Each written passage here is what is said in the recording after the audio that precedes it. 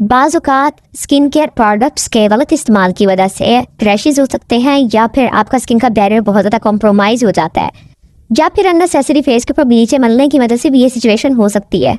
अगर आपका भी बैरियर इस तरीके से कॉम्प्रोमाइज़ हो गया है तो उसको आप कैसे ठीक कर सकते हैं?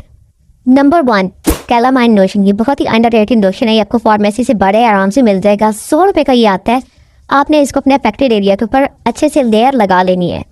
इसमें मौजूद होता है जिंक ऑक्साइड, जो एंटी इन्फ्लेमेटरी, आपकी रेडनेस को काम डाउन करेगा, आपकी स्किन को सुकून दे देगा, आपकी स्किन से चुभन का जो एहसास है वो चला जाएगा। इसको आपने क्लीन ड्राई फेस के ऊपर लगाना है लेयर, और लेयर लगाने के बाद बहुत जल्दी ड्राई हो जाता है, तो आपने परेशान नहीं होना। लगाने के बाद आप इसको काफ़ी देर तक छोड़ सकते हैं एज इट इज़। नंबर 2 पर आती है बिपेंथिन। इसके अंदर है विटामिन B5 यानी कि पेंथिनोल। ये आपके बैरियर को सूद करता है अगर आपका बैरियर बहुत ज़्यादा ख़राब हो गया है, इरिटेटेड है। महंगी ऑइंटमेंट्स पर जाने की ज़रूरत नहीं है, या महंगी क्रीम्स पर जाने की ज़रूरत नहीं है। यही प्रोडक्टिव नेपी रैश ऑइंटमेंट जो है आपकी स्किन के बैरियर को ठीक कर सकती है।